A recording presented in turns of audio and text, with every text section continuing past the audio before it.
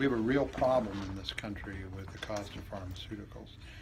Recently, everybody read in the newspaper about the guy who bought a company and changed the price of a vital HIV drug from $35 a pill to $5,000 a pill. That kid went to my son's school, by the way. And the bottom line is that the prices on a lot of pharmaceuticals are ridiculous. They're unregulated and represent an affront to the country. Why are they unregulated? I mean, that's a major industry. Because once people get a patent to produce something, they produce it and they say what the price should be.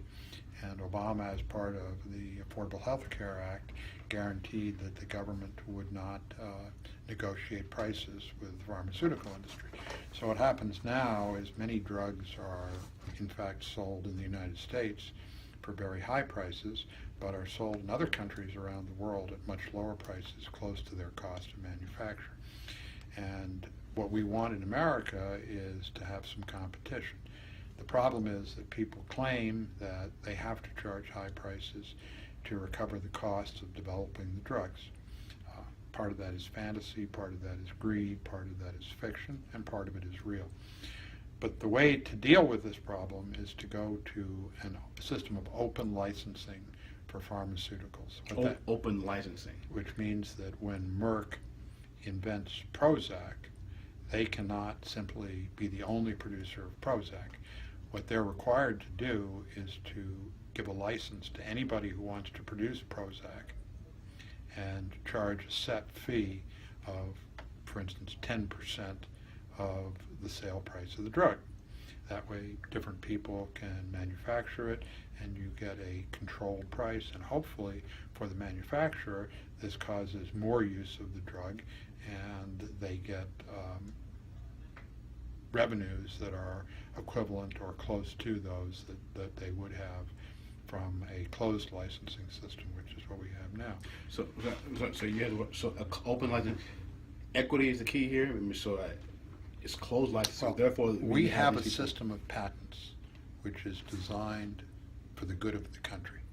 It is not natural law, God's law, the Constitution, which says that when Merck invents Prozac, we have to give them 27 years to make Prozac without competition.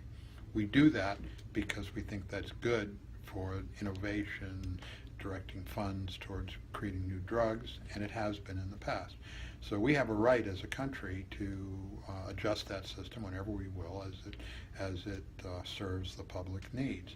And so we would simply move from a closed licensing system, which means you get a patent and then only you can produce that product for a certain number of years, to an open licensing system which says you get a patent and you're required to license anybody who wants to make that product, and you get in return a 10% fee, 10% of the revenues from the product.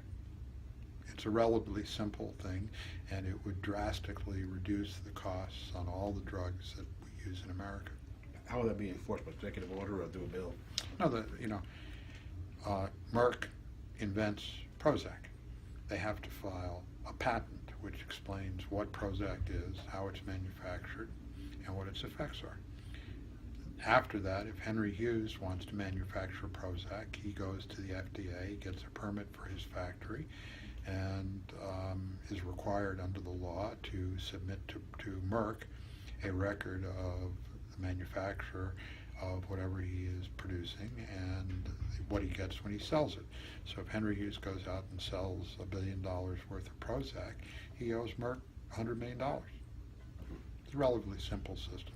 And it really would help to address what is something that is becoming unacceptable in our society, which is to have these drugs that cost many thousands of dollars per dose and enrich pharmaceutical companies, which are increasingly located outside the United States. And eventually we're going to be paying a substantial portion of our medical costs as fees to foreign corporations that own American patents. So that's not good. So we should go to an open licensing system, and that would be an important factor in controlling medical costs.